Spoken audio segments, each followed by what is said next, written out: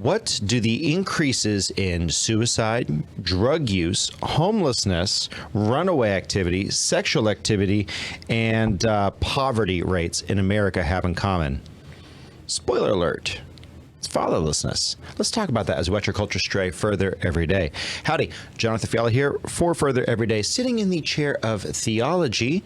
And unfortunately, Mr. Charlie was going to be hosting today, but he's not feeling too well. So I am back in the chair of host by default.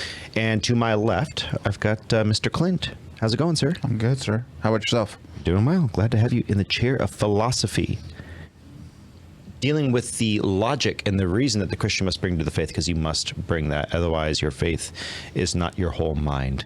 To his left, we've got the Josh. What's going on, everybody? How's it doing, Gilbert? Doing good. I'm doing pretty dang good. Glad to have you in the chair of culture, dealing with the culture that and the counterculture the Christian must bring to it. And to his left, we got the Steve. How are you, sir? Hey, I'm doing good, man. I'm riding today without my Jerusalem hat, and I'm working the shine today. Those on audio only, it's glistening and glorious. Yes. And they did glistening and glorious. Yes. And you didn't see his cute little robot moves when I said the Steve. He started to do the robot. So those of you on YouTube and Rumble, well, yeah, that's why I don't break down. This is why you tune in. Anyway, so let's go ahead and dig into it. So first off, the problem of fatherlessness, we've talked about this before, but we've talked about it from a political standpoint, and we've talked about it how it's been instantiated into our culture, and where it really became promoted by the government. But what we haven't talked about is we haven't gone in depth into the consequences of it. We say that these consequences are there, but today I want to kind of pull in some of the stats that Mr. Charlie had pulled out for us, because we've seen an increase in the number of runaways, increase in crime, drug use, grade school scores plummeting, poverty and suicide are all affiliated with fatherlessness.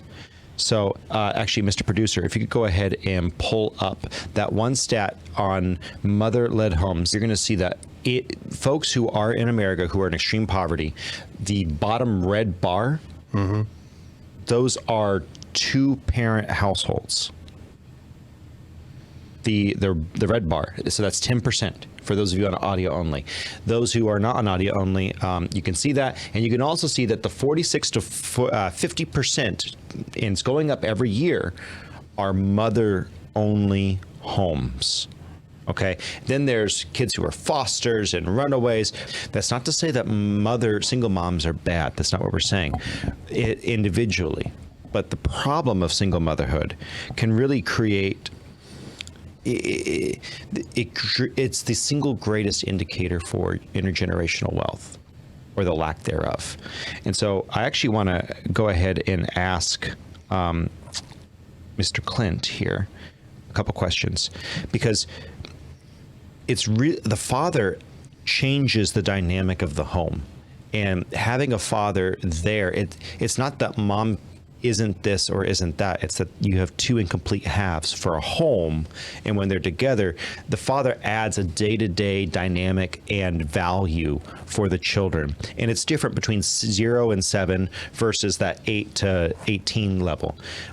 What does a dad do in those two periods of life? Well, I think what you said is right. I mean, if dads weren't important, would God have created different roles for male and female and various things? So right from the start, we see that God has designed dads for certain things and to bring certain things into pretty much everybody's life. Men in general do certain things, and women do certain things better than the other role, let's say. So I think for the dad, he does a lot of things for children. One, providing a sense of security and just provision for a family. And then secondly, teaches especially children in that discipline and role which way to go in life. I think is really what the dad is called to do, and set up certain ways, like how does a young man behave? And he should emulate that in his home, like how he treats his wife and the other children and so on. So those young boys in the home see, hey, this is how my dad responded and acted, and I saw him live that out. He didn't just say it.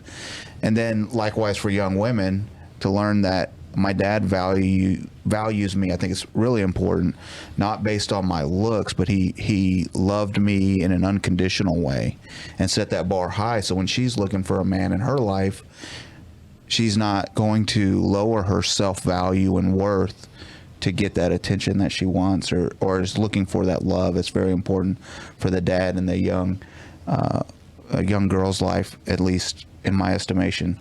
So there's certainly more, but I think those are some very important ones that dads play a role in doing for really from the beginning. Yeah, and so two things there. The boys. So I've heard people say stuff like, we got to teach young men not to grape. So there you go, YouTube. There's your censor word. It's like, well, wait a minute. It's not about teaching young men this or that. It's about having a dad who is a moral backbone. You look at the vast majority. Again, Mr. Producer, you could probably on your phone, type in how many grapeists are fatherless. I want to see what that is, because that's just coming to me right now. Because they say that you want to teach kids. No. They have to see it. And then young ladies. One of my cousins, his daughter is a fine young lady. You know, she's 17, 18 years old, very beautiful, very attractive. She can outshoot most of the men at the knockout competitions for her 12 gauge, even though she's 5 foot tall. All right. But the thing that I've noticed, other than teaching her how to hunt and shoot, what he's done is he's dated her. Mm-hmm. All of her life, he has taken her out and opened the door for her. Not like a pretty princess, but he says, this is what you expect from a man. So when other boys have come around and they have not met that standard, this young woman knows, wait a minute, I've seen that modeled. I know what biblical manhood looks like. I'm not interested. So if you want your kids to be bulletproof, bomb-proof to the world, part of that is being honest and modeling it yourself. Yeah, Mr. Producer, go ahead and go wide, would you? Yeah, Steve, go ahead. Yeah, and you know, that's what true, and I'm going to throw a word out here, a politically incorrect word, what true masculinity is. You know, people want to use this term toxic masculinity and blah, blah, blah, blah, blah, and throw this out here to try to make men look bad and masculinity look bad. Well, it's really not, because being a good biblical man is being truly biblically masculine. And that's how a masculine man is truly meant to be. Not some guy, you know, some Arnold Schwarzenegger in the gym running around trying to show off the gals, or being some guy trying to go out and hook up, or whatever the term is, or trying to do whatever to gals. That's not a masculine guy. And whatsoever. That comes from a lack of model. And so thank you, Mr. Producer. One of the reasons he was deep in thought there. We got to get a second researcher. So poor Mr. Producer. He's doing yeoman's work. Right, the producer guy. Thank you, sir. 80% of the of men who've been convicted of rape have they're from fatherless homes. So they did not have that model. That's what I would have imagined it to be, but he just pulled up the stat, and we're going to put that in the description down below. But it's something to say. Josh, you look like you're... No, I'm just amazed that that's the stat for rap artists. For rap artists? Rap artists.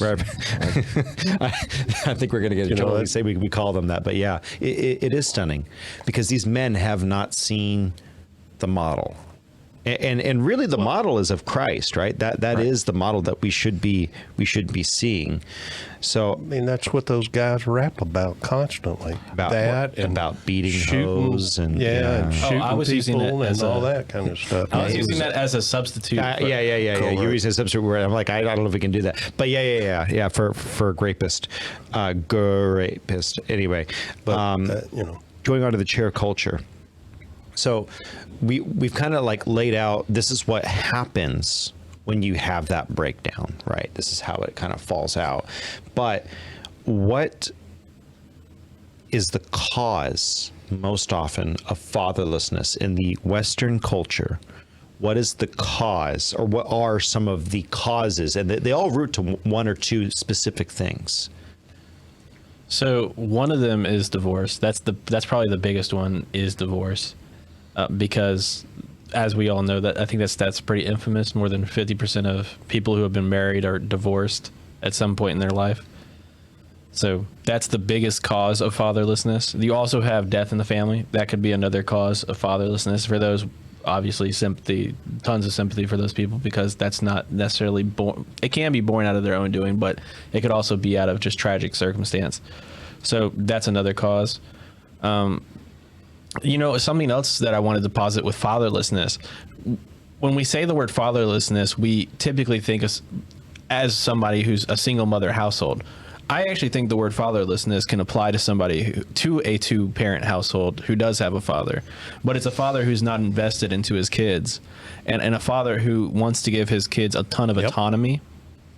And I think that's another thing. It's just too much trust of kids and too much bestowing of autonomy to the children instead of being that firm foundation and firm figure, just like Christ was for them, and relaying that example. So I want you to react off this stat, because you just brought up a huge point, and I want to put this in front of you, and then I want to also open up to these two gentlemen as well, who are also on the panel. In a study, 56 mass shootings of schools, only 10 of the shooters, 18%, were raised in stable, quote, homes, as far as anyone could tell. The vast majority of them, 82%, and we're going to see that 80% number over and over again. By the way, 80% of a divorce initiated by the woman. Okay, but that's a different podcast. But that 82% grew up in either unstable families or with dismissive or absentee dads who did not provide a moral backbone. So I want you to react off that, because you see the anger and the rage of some of these kids. It's almost as though their father didn't love them enough to provide that backbone. Well, and here's the thing. It's the moral backbone, right? But it's also the idea of there being consequences for not doing something. The idea of there's consequences for doing something. It's there, and I heard it said, it was a great point that I heard. A great leader is someone who's firm, who's fair, who's consistent, and somebody who establishes expectations. There are no expectations in those households. And that's a big, big problem. Because let me give you an example. If you are at a dinner table and somebody says, well, your child says, well, I don't want to eat this. Well, you can't eat this unless you eat your vegetables. That's an expectation. It's a minor one, but that's an expectation. Take it to a more serious matter. I have to meet your boyfriend before I can, or meet the person that you want to date before you say anything about it, or before I allow this to continue. So you have to bring whoever you have with you to me. That is establishing an expectation. That's protecting that person. And in all facets, that's how it goes. It's about, like I said, it's about establishing those expectations. Well, and what we rob, and so I actually want to pose this to Clint and then also to Steve in just a moment. When we rob a kid of that cause and effect, that natural reality, as fathers, there's four men on this panel, 2 are fathers, 2 are not. When you rob a child of that cause and effect reality, you're really detaching them from an understanding of how God works in how he created the universe, are you not? And what does that open up? And I'm posing this to Clint right now, and then I want to go over to Steve. What does that open up when you take away from a child during their formative stages, at 0 to 7 especially, that there's no cause and effect, the consequences that Josh was talking about? When you don't enforce that and they come into the real world, how does that actually work out for that child? Well, I think you already kind of touched on it when you said the real world. They get out away from wherever they're at. Now they have to operate within society, at the workplace, and various things. So they don't understand that one being, if I do X, or if let's say I don't show up to work, and now my supervisor's upset with me. He's taking disciplinary action, and one, they don't know how to handle that because nobody set that ground rule up for them, and they'll continue to do it and only be upset at everybody else. They'll put blame in the wrong place instead of taking ownership, where a dad should have, or let's hope, like Josh pointed out, that even if they do have a father in the home, that he is taking that time to lay that groundwork out and say, when you make a mistake or when you don't meet expectations, you need to own it and then adjust and correct that problem. Absolutely. And so I actually want to kind of put out the stat for Steve to react to. And then we're going to kind of roll a little bit over to the chair politics here because we spent some time in culture. I want to get this one out here for Steve. Fatherless children, this is from the U.S. Department of Health and Human Services. Link in the description below, as always. Fatherless children are at a dramatically greater risk of drug and alcohol abuse. Just to build off what Clint just said, how you have a lack of understanding of consequences, that this kid says, look, I can party tonight and shoot up or drink up, and then it doesn't matter if I go into work late or bleary-eyed or impaired, or if I even miss work. How does that cyclic behavior affect a generation and the consequential generations? Well, you end up, for one thing, you can end up with generational alcoholism. I mean, it happens. I've seen it in my own family. I'm at the stage where I'm breaking that generational alcoholism in my family, and it's, ending with me, finally. Amen. I haven't drank in 20 years, and my kids now are, at 40 years old, my two boys. And so they've seen during their younger youth what, alcoholism can do. My father died of pancreatic cancer, and it was basically because he drank too much. My grandfather died of, drinking too much from having heart problems and liver problems. I've got, an aunt who has fortunately been able to recover from pancreatic cancer, drinking too much. And, other people in my family that have had the same problem on both sides of my family. And some have died of it.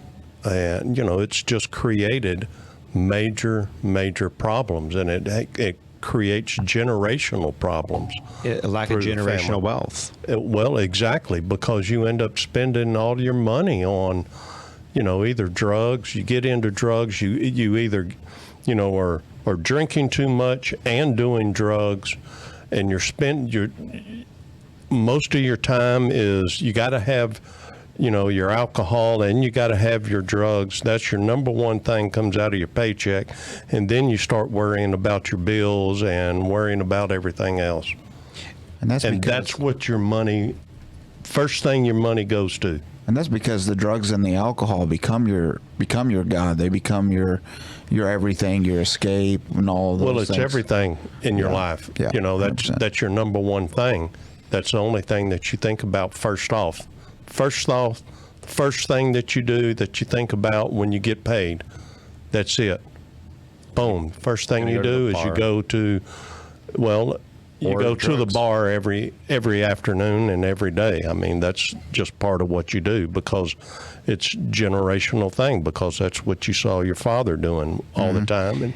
And then when you're old enough, you go to the bar with him. And of course, it's spend hard. time with him. It's hard to stay with the family when you do that, and that's where you end up with intergenerational fatherlessness, and that's something that Right. we've seen in the last 60 years. And you know, I'll tell you that I had a father that was in the home, but I was fatherless because he was never around.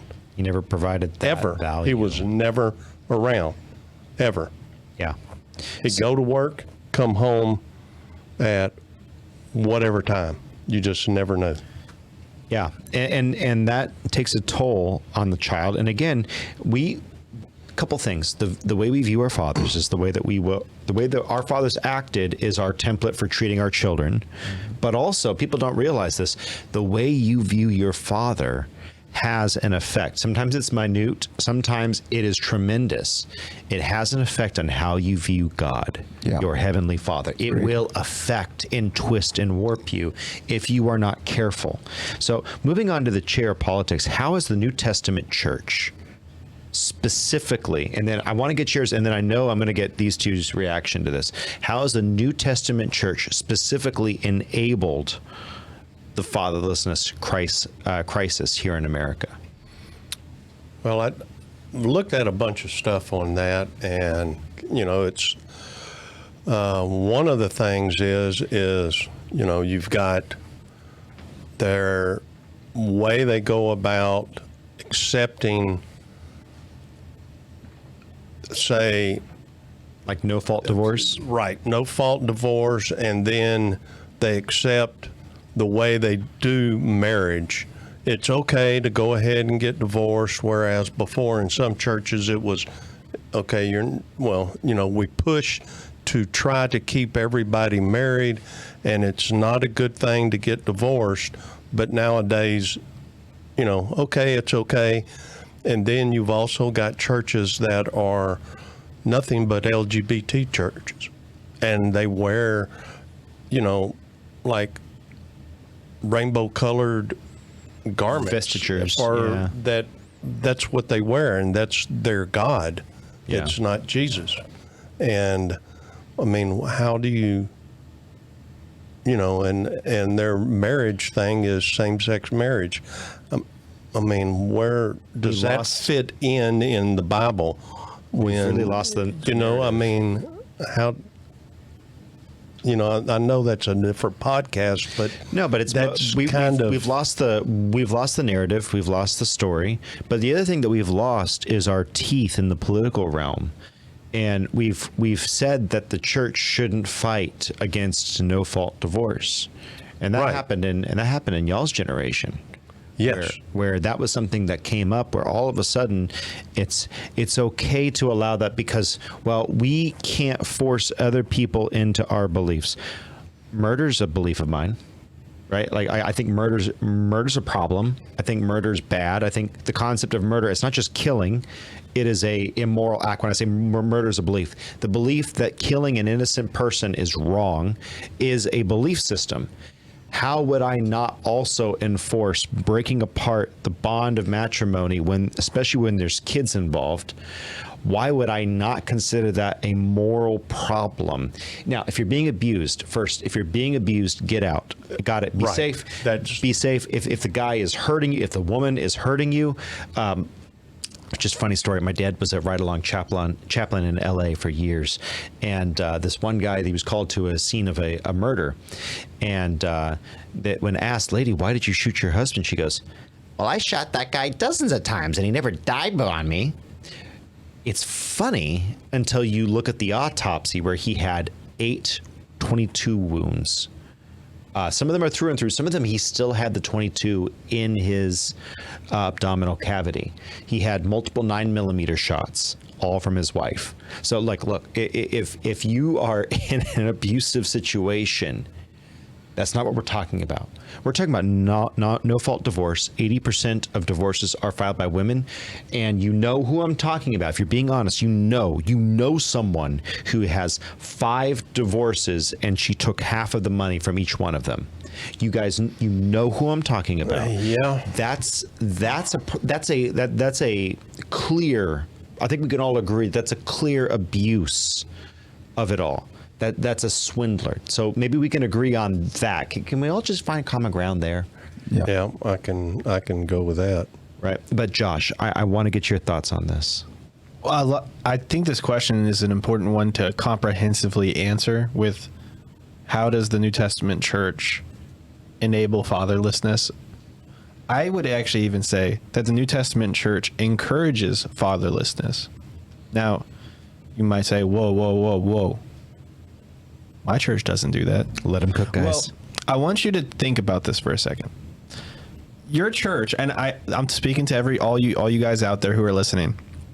Your church probably has a pastor who preaches the word of God, and he sits under the authority of God in his preaching and in his teaching. But watch how the church practices. And what I've found is that the pastor or the preacher will typically sit under the authority of God, but the way that the church practices certain things and the way that people go about, the members of your local congregate go about certain things is actually quite contrary to that authority. In fact, I would say that they sit under that authority, the authority of church practice and church tradition, more than they sit under the authority of God. And you might say, well, here's one way that this happens. We tell parents that they should send their children to a youth group. We tell parents that they should send their children to a children's ministry, and they are going to be taken care of while they're there, and you don't have to worry about them because we'll handle all that jazz for you. Whether or not the intention of that program was to produce fatherlessness, which it wasn't, the actual action of it is fatherlessness because you take the parents out of the picture and you say, no, we'll take care of them. So that's one of the practical ways that you see this fatherlessness exercised. Another way that you see it is in just the common sentiment of church people. There's the amount of church people. If I said that my daughter should never be alone with a guy, the amount of nasty looks that you would get from people, the amount of like what you said, you're a helicopter parent, you're a helicopter Josh. parent, or you're too That's strict. ridiculous. Yeah, that's crazy. ridiculous. You don't want to have your child have autonomy. Actually, Right. it's not about my child's autonomy. That's not what that's not what the authority of Scripture has told me to worry about. I'm supposed to worry about protecting my children and raising them up in a way that is righteous. Oh no! What you're going to do, Josh, was they say is you're going to drive them away from you. Oh yeah. Yeah, you're too much. You're gonna send them into the world. So you might as well just stand back and let them go to the world on their own. Yeah, exactly. That makes a lot of sense. Makes a lot of sense. So the common sentiment of church folk is actually, yes, we believe the gospel. Yes, we love sitting under the authority of this word. We mentally think that we sit under the authority of this word, but when you actually look at how you think about certain things, and you look, and I'm asking the listener, I want you guys, the listeners, to examine the way that you think about certain things. When it comes to topics like that, when it comes to the fact that parents aren't allowed to be in certain places in the church, when it comes to the way that children are thought of in the church, where they're not someone who can sit in the regular service. They're somebody who have to be put in a separate church, which that's a whole other topic. Because this is another thing we do. We think cognitively that we have two separate churches when the church is the body of Christ, but that's not how we think about children. We think that children are like their own different body of Christ or something. I don't know. It's weird. But think about those things. And I think that's another way that we produce fatherlessness. It's that there's the New Testament church is trying to give children too much autonomy that's not theirs to have. And you might say it's crazy, but I mean, it's true. It's like they have too much autonomy that they shouldn't have, and parents are quite literally told not to participate in their children's well-being and what they learn. So I had a hard time finding this, and if I can, I'll put a link in the description below. But originally in the 1800s, when this really became popular, the Sunday school movement started in 1780, and it really gained traction in the mid 1800s, late 1800s, starting in the UK, and it moved its way over here. The main complaint was that we were separating generational wisdom from the kids, and that we were separating the family at their place of worship. Yeah. And so I do want to move on, but before I do, Mr. Clint, can I get your take on that? Because I know you've got thoughts. Well, I agree with a lot of what Josh said. We've discussed these types of things before, and I think in one way that the church has done those things, like Josh has put out, and you talked about it a little bit too, losing your teeth. You know, when I was coming up in church, if a pastor saw some certain problems in families and all, they preached about that from the pulpit and didn't let any sin. And I agree, we're all saved by grace, and grace is a good thing, and God loves us and all these things, but we don't discuss sin. And we all know it's happening. You know, I mean, when has a pastor talked about, hey, sir, you know, maybe we need to put that bottle down?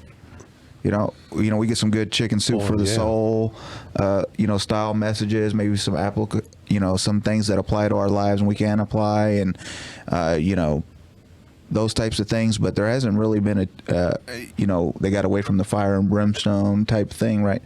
Mm-hmm. And when we look at verses in the Bible where God like gives Israel the law, and he says, look, before you, I'm setting blessings and cursings. I'm setting life and death in front of you. Choose life so that you may live, right? That's what we're talking about within the family, right? God has set out certain ways the life should happen. And when parents, and then it will go into the church, right? Church members fail to take heed to those warnings. What does it produce? Death in the family, fatherlessness, what we've been discussing, or motherlessness. And anytime one of those two are missing, we kind of discuss it. The world is going to there's going to be a void there, and something's coming in. Hopefully, you know, like Josh mentioned, hey, if a dad passes away, you know, maybe there's a mentor, a Christian mentor that steps up and says, hey, you know, I'm going to go to that boy's games, or I'm going to do this, I'm going to do that, you know, for this young man. But a lot of times, even in the church family, another way we produce it is we're not willing to go the extra step. And Josh has talked about this being an intentional. Well, I'm going to be intentional. I'm going to show up over there and let that person know I care about them. But we often, we're too busy. I can't make that. I'm already coming Sunday morning, and then you want me to go over here and do this too, or whatever. So, and it comes down to your actions. How do your actions really, you know, line up? Kind of what Josh was talking with what the Word of God is within the membership of the church. And then I think, you know, finally, and my last point, as Josh talked about, it is the parents' job. You know, we're talking about fatherless, maybe even more on the father, to kind of set up that garden environment of the home, right?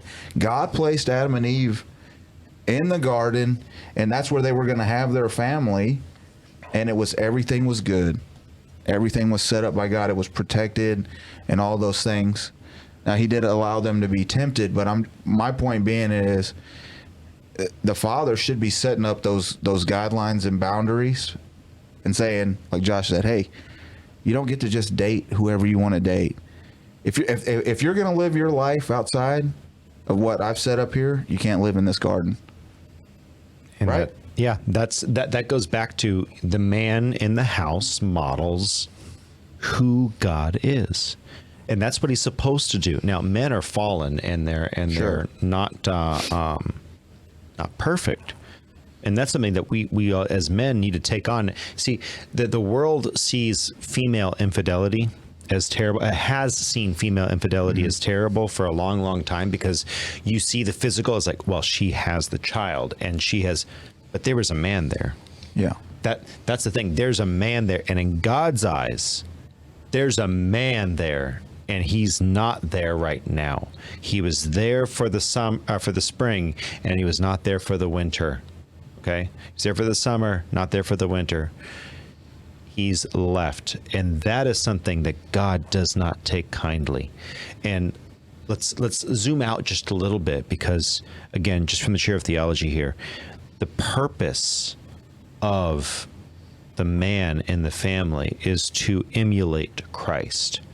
God loves creating, and he loves creating these.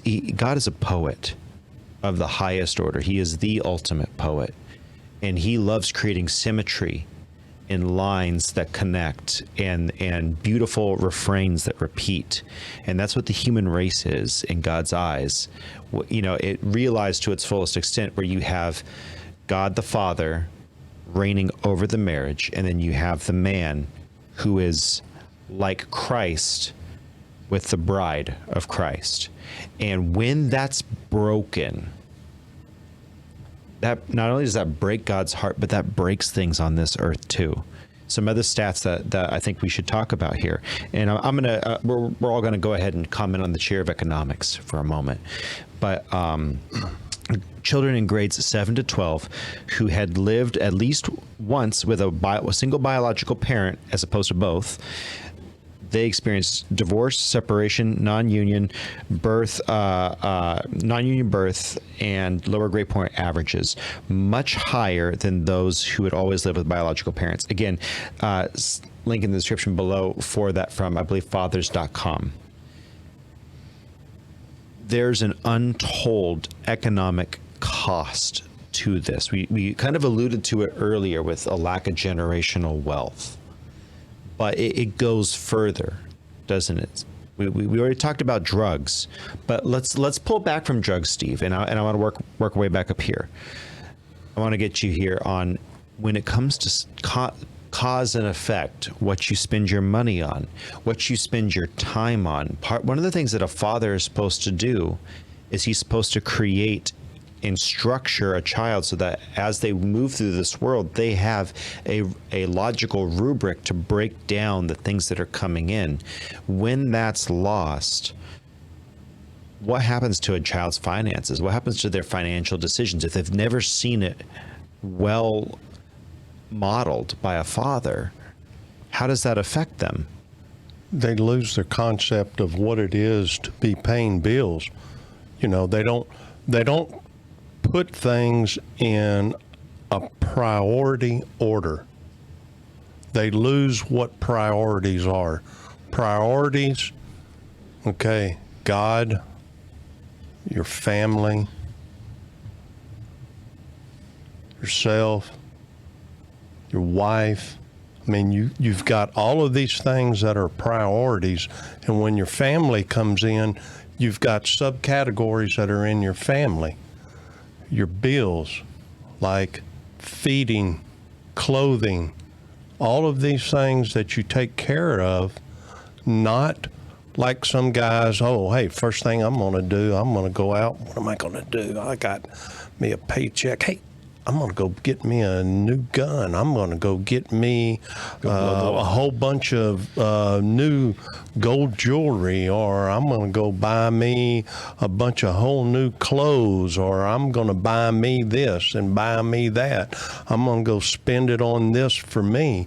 Instead of, okay, I've got kids that need stuff for school. I've got kids that need new shoes. I've got kids that need new clothes.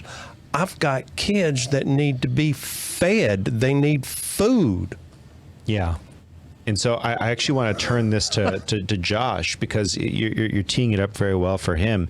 In the culture, when we start to make decisions, and it's not just it's money is part of it, and that's serious, but also we make value judgments about who we spend our time with, who we marry, who and when we have sex with people, don't we? Oh. Yeah, and I wanted to provide a timeline for the listeners. I'm going to give you a timeline. Mother has a child. The father leaves out of the picture for whatever reason. Divorce, gets involved in drug dealing, gets involved in whatever. Mother has to pick up multiple jobs to raise that child. This means the mother is not in the household anymore, because the mother is out there trying to support this child. This mother has strict rules, though, at the household. This mother is raising this child under a strict household when she is there. But the thing is, she's not there that much because she has to help support this family somehow. The child goes to school. He comes home.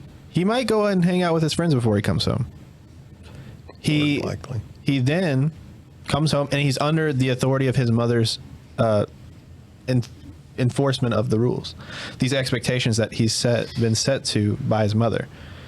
So, but the thing is, though, it's only for a 3 to 4 hour time span, because she's quite frankly trying to support this household. We'll continue on. He graduates from elementary school. He moves to middle school.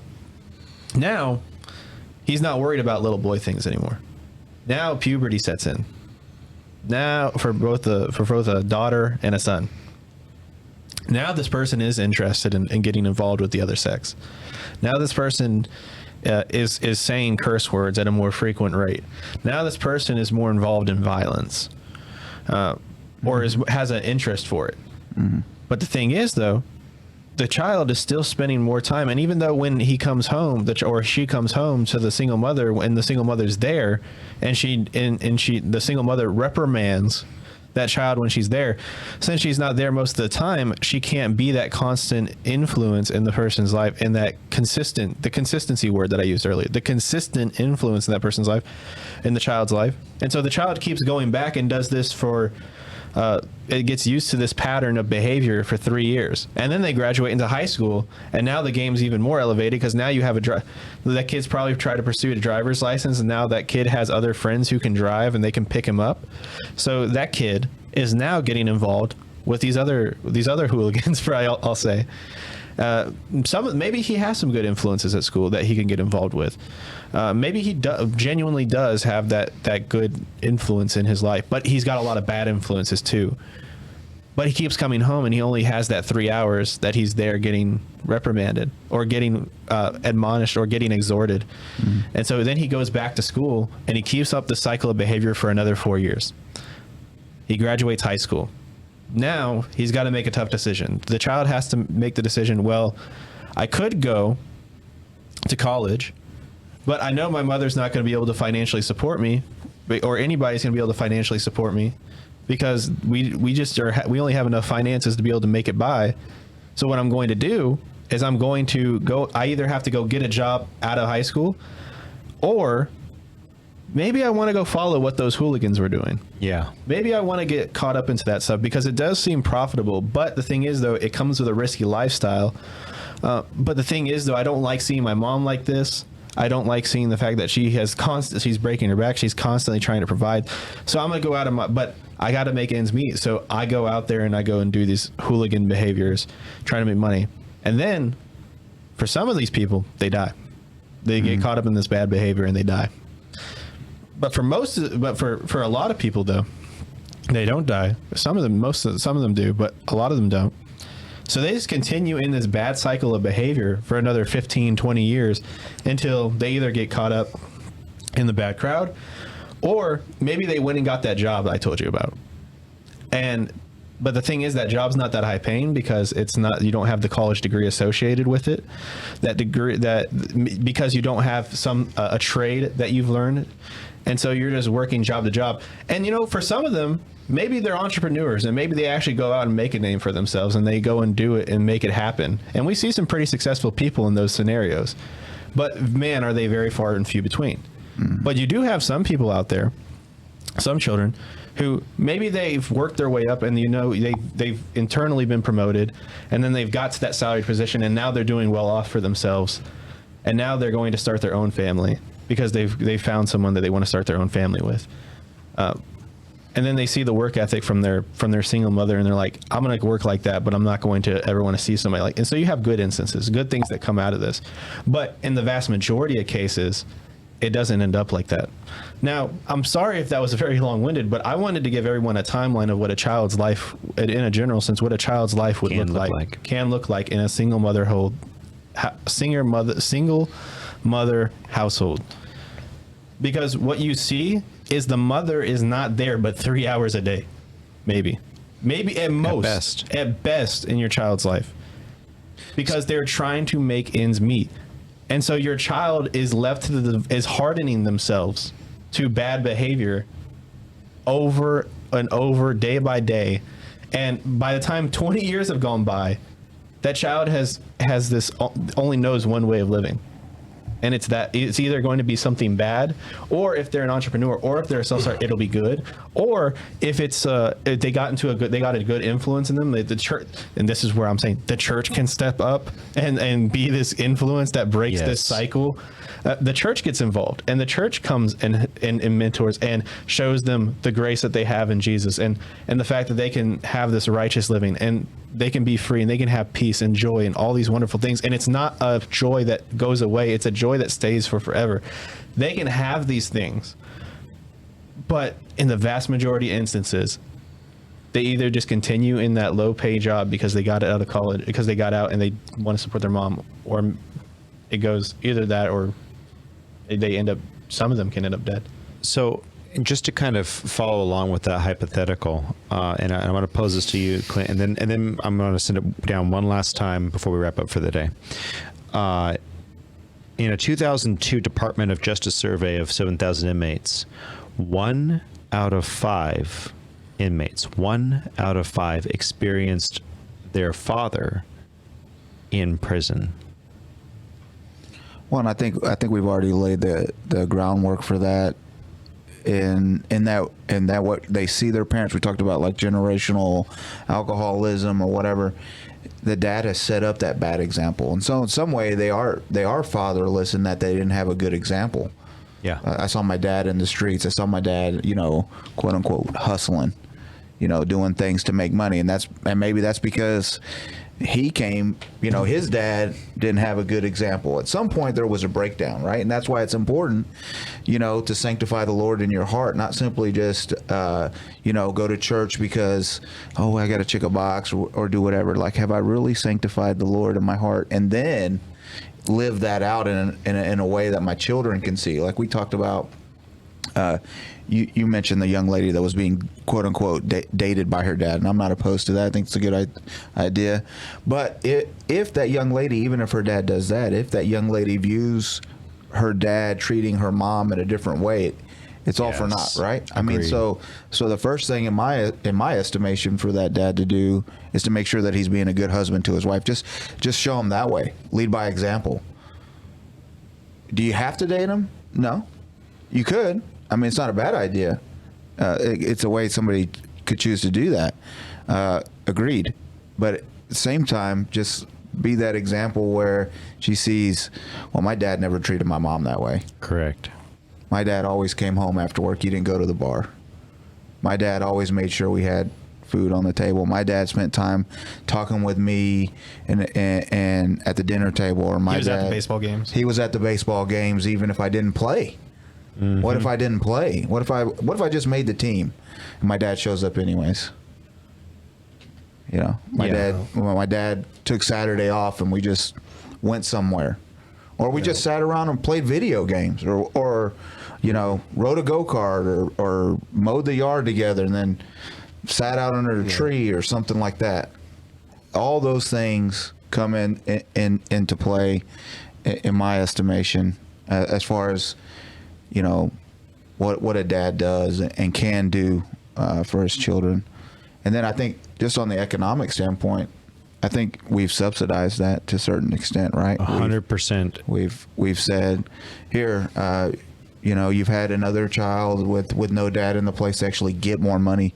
So it encourages, kind of bad behavior. And then whatever young men are in that household see that example and they say, that's what I'll do as well. She can make it. In fact, I'm actually doing her a favor by not marrying her because I don't have a very good paying a job. So if I don't marry her, she gets our medical bills paid. The child's medical bills are paid.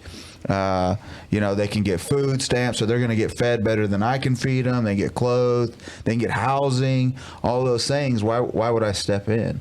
Instead of encouraging fathers like, hey, you got married, you're taking care of your business, we're going to cut your taxes. We're going to help you do those things. We don't do that. Instead, we actually encourage it to go the other way. And instead of having your own money, you're being able to keep your own money. We actually pay people, other folks' money to split the household. And so I actually want to go ahead and set up the last round of this because we are almost at time. I want to start off with Steve because that was a really good segue, and I'm with you, Josh. That's a good segue to the Great Society. How has the church allowed this to slide by in the context of the Great Society and these tax policies, and what should we do in brief, in 60 seconds? Give me what the church should do about the Great Society in politics. In politics, First, tell me what the Great Society was, and then what should the church be about? the Great Society was about making it to where you could have like the no-fault divorce, In payment, making it and what the man and wasn't you there. get payments where you get alimony payments. Okay, now. And welfare, and and welfare, based on the child. thing was the big thing was welfare. Okay, big thing was welfare, especially for single mothers and the poor. The poor, but the biggest was for single mothers when you got divorced, which led to the coming of no-fault divorce. So it made it easier to get divorced so that you got payments for being divorced as a single mother. And then they gave you tax breaks for being divorced, which made it better for you to have. This is what the deal was. They gave you extra deductions on your taxes for each child that you had. Correct. Higher deductions for each single child that you had. And I think now it's like $2,000 or something for what it is for children. It's not much. And right now, as of 2019, people who pay alimony do not get to deduct that off their taxes, and the person receiving alimony does not have to claim that as an addition income. So what As should of the church do 2019. about that? What the church needs to do is petition the states or the government about no-fault divorce. They need to go back to the reasons for divorce, which are biblical means for divorce. They need to go back to those, particularly the way it was before you had no-fault divorce. Indeed. I am personally a person that has at twice divorced because of no-fault divorce from both of my wives. It's a sad thing, and it's not uncommon. It's a common thing that happens in our world, and not 80% of divorces of no faults are on the woman, and so that's irreconcilable differences. whatever Yes. whatever that means. It's like Yeah. look, show me We're a different. bruise, It's and exactly now right. and now we're talking. We don't right? get along, and Yeah. is the reason we don't and then get along. and then they get to keep half your crap, but that's a whole nother conversation. Sorry, That's because of Disney. And then you have a hard time getting anything. That's a whole nother podcast. That's a whole nother podcast, right? The destruction of the culture based on the Disney fairy tale that lived happily ever And, after. and I'll tell you, on what Josh was talking about and given that timeline, he is pretty much dead on until you get to the point to where the guy gets out of school and, like all the people that I know, because I grew up in a small town with a small high school, pretty much everybody that I graduated with has been divorced. Okay? Yep. Everybody has been divorced and is either on a second or third marriage. Yep. Okay? And a lot of them, their parents have been divorced. And what happens is what do? They get out of school, they either are able to go to college because their mother is getting money and they're able to afford and get grants to go to college, or they've gotten a job straight out of high school, work, have kids, and get divorced themselves. It's very common. Can I interject real quick on this? Typical. I think you're onto something, Stephen. I haven't really thought about it. Is the no-fault divorce thing is huge in two ways. I know a lot of young men that have good paying jobs and all that, and they have girlfriends or whatever, and they're content to live with them, but they do not want to marry them, and it's because they know that at any point that woman can go, and I'm not saying that woman in a disparaging way, but the woman that they're with, if they were to marry her, she can go and get half of their stuff. It's not And in that's his not interest. to say they're not contributing. They're not contributing and helping out and doing various things, and maybe they're splitting incomes and various things like that. But they know that they stand to lose the most, especially when children are involved. Yep. Yes. So they don't want that. They don't want to have, I know young men, I don't want to have children. I don't want to be married. I'm good with playing house, but that's as far as I want to take it. Right. Because I only stand to lose if I cross the threshold into marriage. Correct. I'm lose a whole retirement over it. You know, Yes. like I can move on with my life and I might get remarried and all that, but then this woman that I was married to 20 years ago is now getting my retirement because I was married to her for 10 years. Yes. Don't own anything, gentlemen, whether it's for divorce or other reasons. Do not own anything. Make sure that you are Right. always a pauper. Your company or your trust can have that, and there are ways to do that. But I agree, it's not in there. It's not to the man's advantage to No. get married anymore. So he doesn't want to. And that's a huge problem of this. So just moving over to the chair culture, just for our final lightning wrap up round here.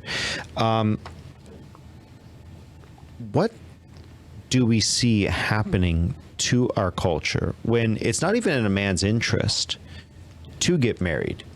And when you see that we have politically and economically incentivized the man to be absent, what is happening to our culture, and how specifically is that contrary to the culture that God would have us create, and how do we push back against that? Yeah. So That's a word salad, Let's- but you know what I'm trying to let's ask. talk about the Bible. Just quickly, Bible. Raise your kids up to be righteous. Raise your kids up in righteousness. Yes. Set getting the to those example. verses. Love your wife as Christ loved the church. Wives, submit to your husbands. That's Ephesians 5. That is as simple as I could put it in the quickest way, in the most succinct way possible. Do those three things. That's what we've been commanded to do. So let's look at the culture now in relation to these three things.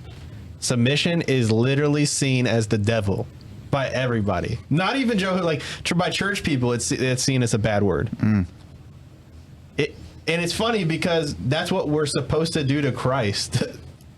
That's what Christ did to the Father by coming down and dying for us. He submitted. How is submission to a good end bad? So how are you going to say it'd be like, submission to Christ is a good thing, but submission to my husband who's supposed to be like Christ is a bad thing? I don't know. Yeah.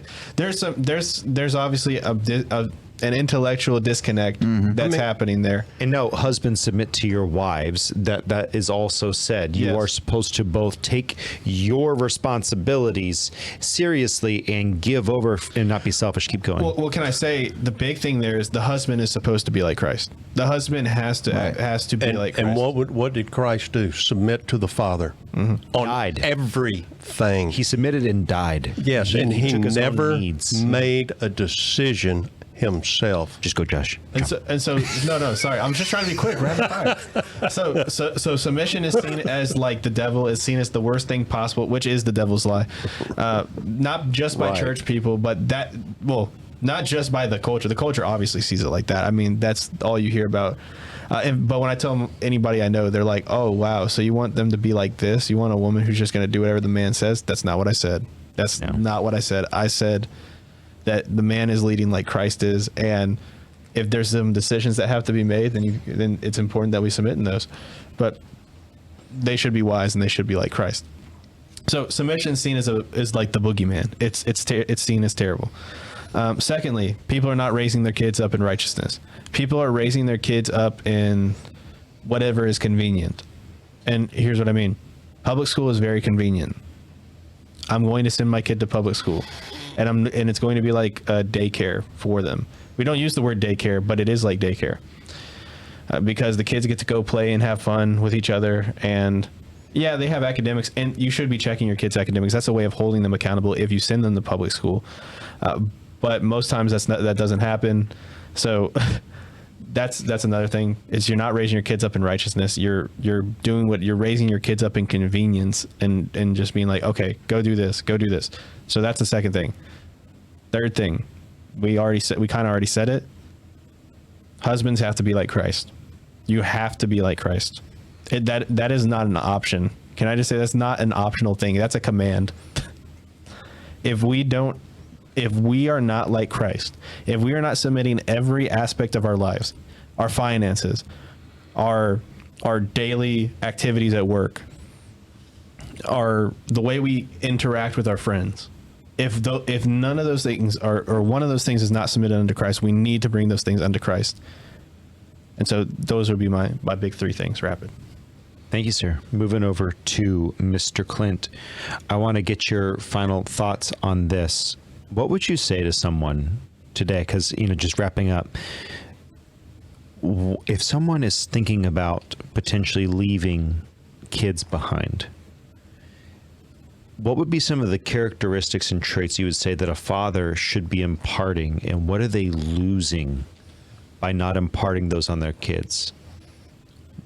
What would children be losing if a father were to just leave them for, no cause? Well, I don't think there is a cause, right? Yeah. We'd have to submit to some absolute authority to come to that conclusion. The children are going to be missing out on everything that God has called that man to do for his children. And that is a wide variety of things. We've talked about it, a sense of morality, a sense of protection. What does God look like? How do I love others? Especially for young men, like how do I deal with my anger and still be upright and righteous? I think a lot of times young men need that dad to see, like, how does a godly man respond in certain situations? How do I deal with conflict? How do I choose a godly woman? How do I choose a godly husband? How do I, in many ways, how do I just walk in life? Like I saw my dad walk. This is what he did. This is how he treated my mom. This is how he treated our neighbors. All those things, they miss out on that. They don't have any earthly, godly example of what it means and how to live. Because that's what the man is called to do. He's right under Christ that you find in Scripture. So they lose all of that. And hopefully somebody can step in or there's something that takes place, like God doesn't leave them, but because we live in a fallen world, we know that's not always the case. Indeed.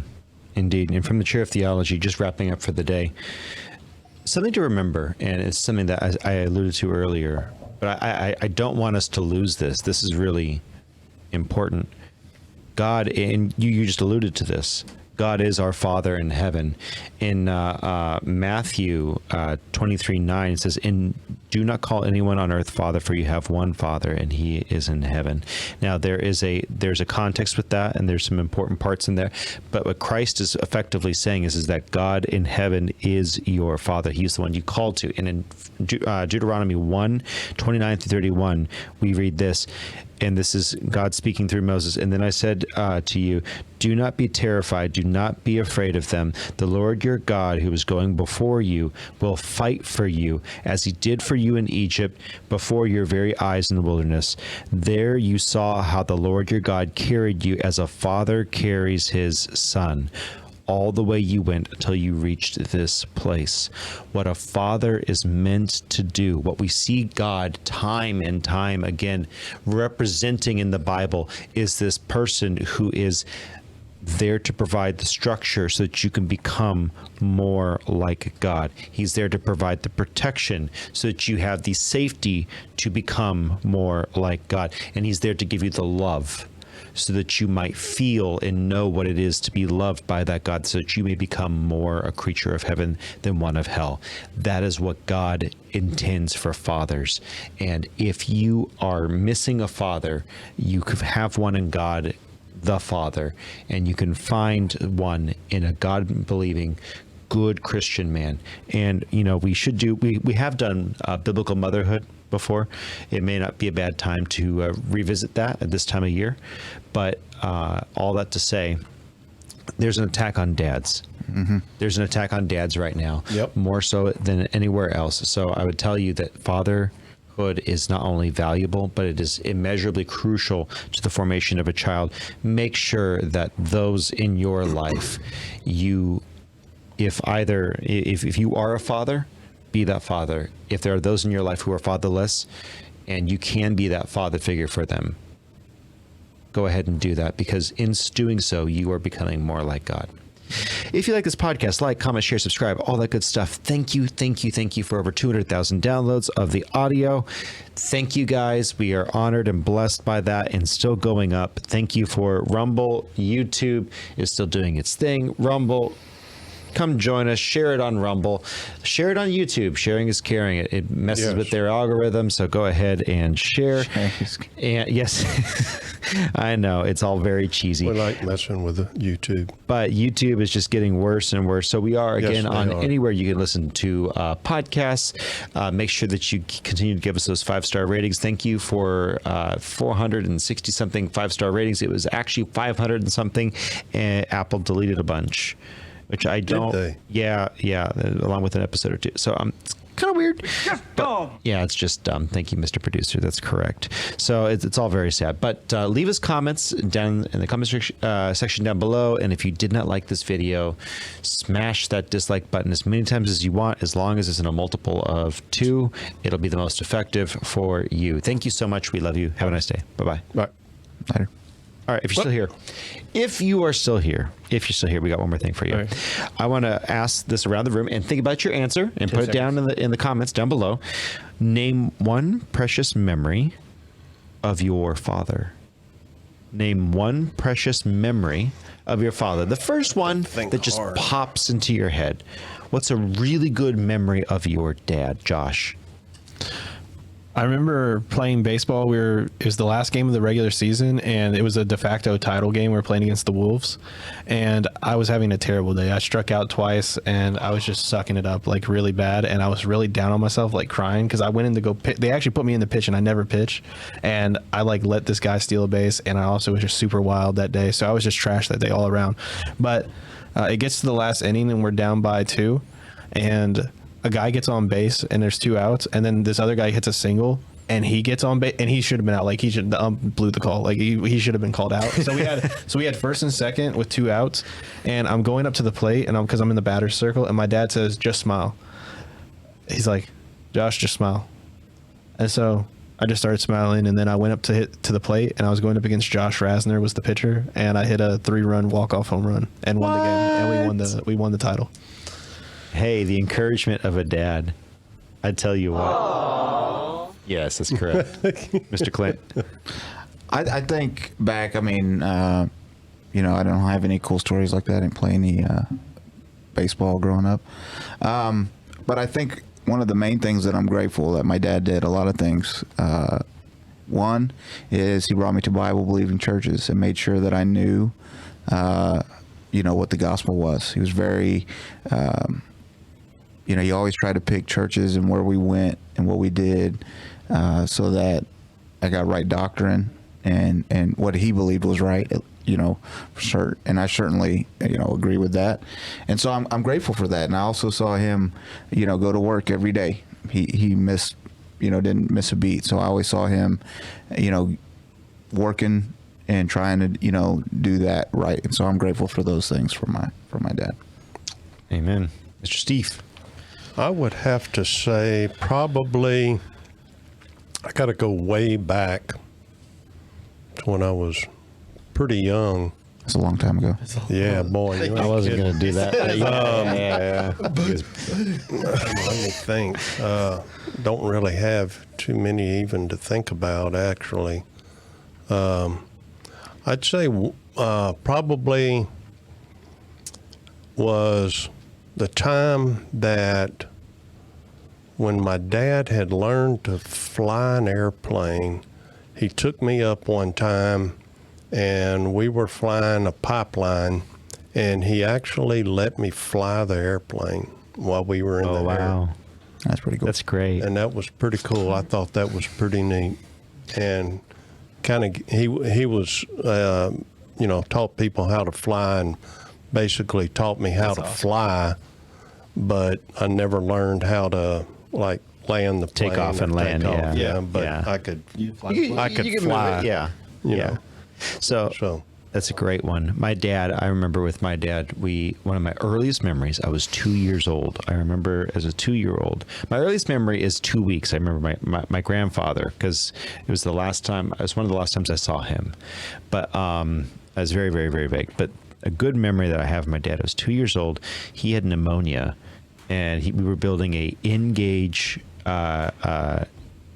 railroad model set, and he had me gluing. So he would cut these little Christmas lights, the ones with like the little tiny ropes.